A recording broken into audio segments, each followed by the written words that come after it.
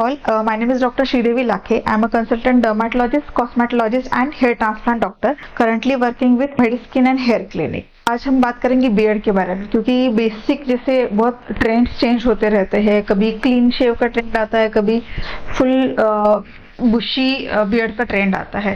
तो दोनों भी ट्रेंड्स के लिए एडजस्ट होने के लिए आपके पास बियर्ड हेयर होने चाहिए। तो आज हम बात करेंगे कि कौन से एज पे कौन से एरिया में बियर्ड आता है और कौन से एज पे हमें मेडिकल हेल्प लेना चाहिए। तो बेसिक ना बियर्ड ग्रोथ जो रहता है, तो उसमें मेजर जो दो फैक्टर्स रहते हैं वो है आपके जेनेटिक्स एंड हार्मोनल लेवल। इसके अलावा आपका लाइफस्टाइल है और आपका न्यूट्रिशनल स्टेटस है या फिर आपके जो भी स्ट्रेस लेवल है, इनका भी काफी इम्पैक्ट रहता है आपके बियर्ड ग्रोथ पे। तो आज हम इस वीडियो में देखेंगे कि कौन से एज पे कौन से एरिया में आपके बियर्ड के कौन से एरिया में हेयर ग्रोथ होना चाहिए, और अगर वो टाइमली जा रहा है इसका मतलब कि आपको मेडिकल हेल्प की जरूरत नहीं है। लेकिन अगर वो टाइम पे नहीं जा रहा है, तो अगर आप अर्ली स्टेज पे मेडिकल हेल्प देखोगे तो उस स्टेज पे जो भी मेडिकल लाइन ऑफ ट्रीटमेंट्स है, जैसे कि कुछ मेडिकेशंस रहते हैं, मल्टीविटामिन सप्लीमेंट्स रहते हैं, उससे आपका बियर्ड ग्रोथ जो है वो हम टाइम पे ला सकते हैं।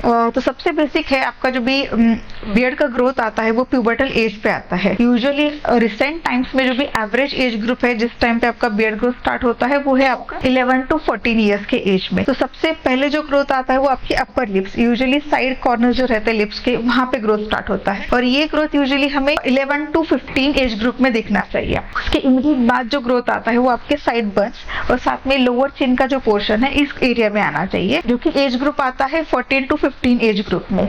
फॉलोड बाय आपका जो चीक का मिडिल पोर्शन या फिर जो अपर लाइन का पोर्शन है वहां पे, और सबसे लास्ट ग्रोथ जो दिखेगा वो नेक पोर्शन पे रहता है। तो यूजुअली इस ग्रोथ को मैक्सिमम जो एज है वो 19 to 21 एज ग्रुप तक आपका बियर्ड जो है वो फुल एंड पूरे एरियाज कवर कर लेता है। अगर इस ड्यूरेशन में किसी भी स्टेप पे अगर आपको लगता है कि कहीं पे भी आपकी ग्रोथ जो है वो स्लो दिख रही है या फिर बहुत डेंसिटी में कम दिख रही है, या फिर जो भी क्वालिटी होना चाहिए हेयर ग्रोथ का वो थोड़ा कम है, तो उस केस में समझना चाहिए कि आपके हार्मोन्स में कुछ इश्यू है, या फिर अगर आपका जेनेटिक्स वैसे है तो फिर वो सेम पैटर्न आप फॉलो कर सकते हो। बियर्ड एरिया में जो भी हेयर फॉलिकल का नंबर रहता है वो फिक्स रहता है, जैसे आपका बर्थ होता है उसी टाइम पे फिक्स रहता है। तो इसमें आपके जो भी जेनेटिक्स है वो ज्यादा इन्फ्लुएंस करते हैं। यूजुअली जेनेटिक्स में अगर आप देखोगे तो आप यूजुअली आपके पापा का पैटर्न फॉलो करते हैं, लेकिन हाँ मदर के साइड का भी हिस्ट्री, जैसे कि आपके मामा जी है, नाना जी है, उनका भी ट्रेंड जो है वो आप में आने के चांसेस रहते हैं। लेकिन हमेशा ऐसे नहीं, मतलब यूजुअल जो ट्रेंड है वो आप जेनेटिक्स फॉलो करते हो, लेकिन बहुत बार ऐसे भी रहता है कि अगर आपके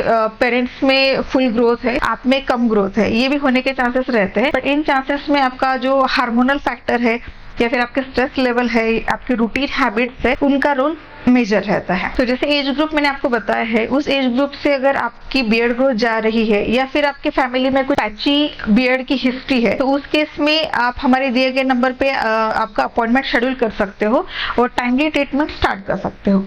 थैंक यू।